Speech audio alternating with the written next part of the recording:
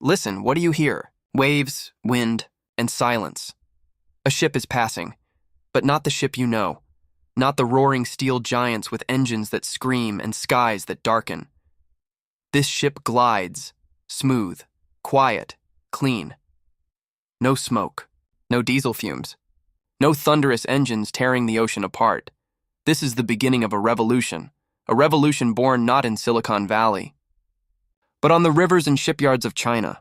For over a century, the seas have been ruled by oil, diesel-powered Goliaths, dragging the world's cargo across oceans while suffocating the very planet they connect to. Today, something unimaginable is happening. China, the world's shipping superpower, is turning the page because the ocean's future won't be loud, it won't be dirty, it won't choke in smoke. The ocean future will be silent, and it has already begun. Let's start with a truth most people never hear. The ocean is the world's highway. 90% of everything you touch, buy, wear, or consume arrived by sea. Your phone, your clothes, your food, your furniture, even the screen you're watching right now. They crossed an ocean to reach you. But this miracle of trade has a dark side. Cargo ships burn the dirtiest fuel known to man. Thick, sulfur-heavy bunker fuel, and the result? One giant cargo ship can pollute as much as 50 million cars in a year. 50 million. Stand near a major port, Shanghai, Singapore, Los Angeles, Rotterdam, and you'll taste it in the air. The smoke, the chemicals, the invisible cost of convenience. Ports are some of the most polluted places on Earth. Children, near them, breathe air filled with toxins. Workers inhale diesel clouds every day. Marine life struggles. Coastal cities choke. For decades, the world accepted this. That's just the cost of global trade, they said. But then the climate crisis arrived. Oceans warmed. The ice melted. Heat waves struck. The planet started sending warnings in waves and storms. Literally, and suddenly, shipping had to change. Not tomorrow, not someday. Now, China is the engine of global shipping, the world's largest exporter, the world's busiest ports, the world's largest shipbuilder. So when China changes, how ships move, the world follows. But China didn't choose electric ships because it sounded good. It chose them because pollution became impossible to ignore. Cities suffocated in smog. Rivers turned dark.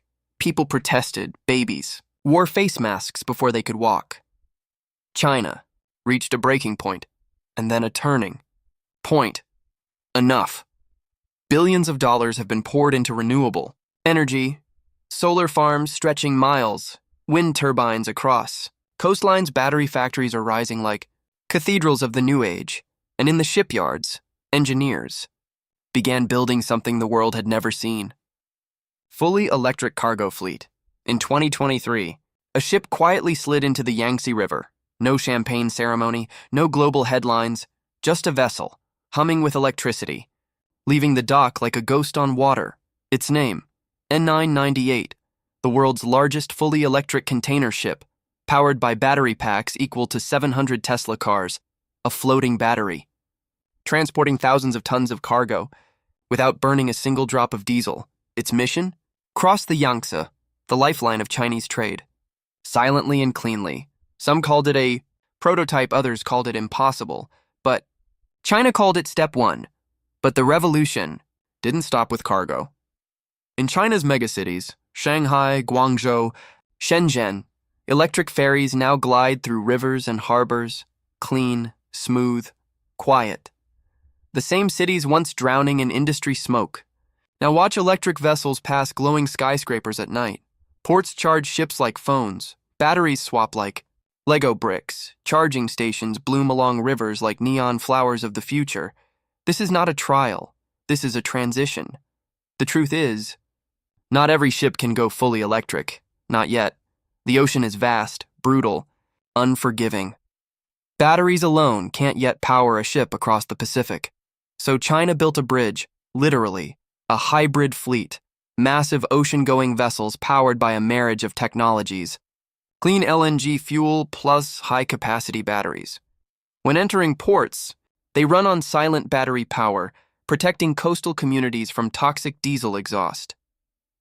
When at sea, they switch to cleaner gas propulsion, dramatically cutting emissions and waste.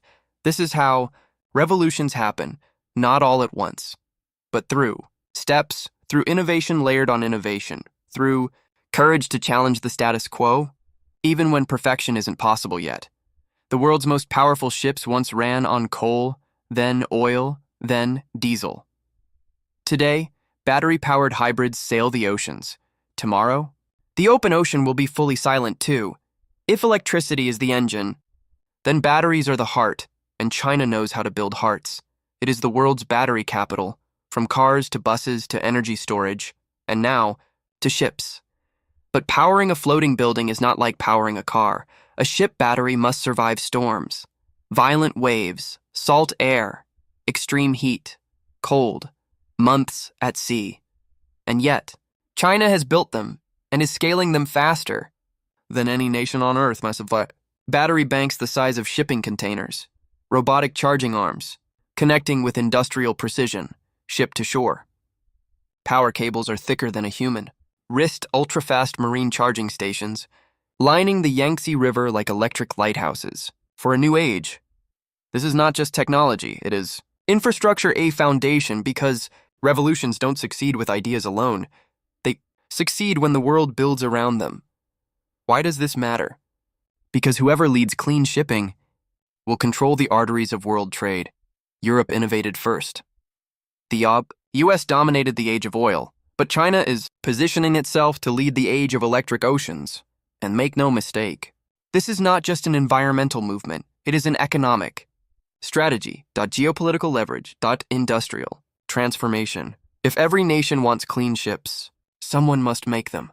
Someone must build the batteries, the ports, the charging systems, the global supply chain. And right now, that someone is China. Some will cheer, others will worry. Many will try to catch up. But the world is not watching history. The world is watching the future, being built in real time. But let's be honest, no revolution is perfect. Batteries are heavy, expensive, difficult to recycle. Mining cobalt, lithium nickel, has its own environmental scars, and the ocean. It is a brutal proving ground. Salt corrodes, storms strike, power grids fluctuate. Critics say electric shipping is unrealistic, too big, too expensive, too slow.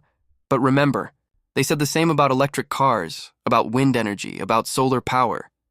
Every breakthrough sounds crazy, right until it becomes normal. Today, electric ships are rare. Tomorrow, they will be required. Because nature is no longer negotiating. The oceans are rising, the storms are intensifying, the clock is ticking, and the world has two choices. Change the ships or drown in the consequences. Now, close your eyes. Picture the ocean 20 years from now. No. Smoke, no rumbling engines, ports, glowing with clean power. Ocean mammals swimming beside silent ships. Shipping lanes powered by batteries, hydrogen, wind, and even nuclear fusion. Someday cities breathe clean air, children growing up, without diesel clouds over their heads. The greatest transportation network in human history, running without poisoning the planet that carries it. This future is not impossible. It is not distant. It is not fantasy. It is underway, and its first chapter is being written in China's shipyards, rivers, and harbors right now. The oceans in future will be silent, and history will remember the nation that heard the call first. A century ago, coal and steam ruled the waves, then oil took the throne. Today, the world stands at another turning point. A cleaner ocean, a quieter ocean, a living ocean. The ships are here. The ports are ready. The technology exists. Now the question becomes, will the world join this revolution or watch from the shore as China sails ahead? History will judge our answer. Our children will breathe it. Our oceans will echo it. The future of shipping has already begun, and it sounds like this. Silence.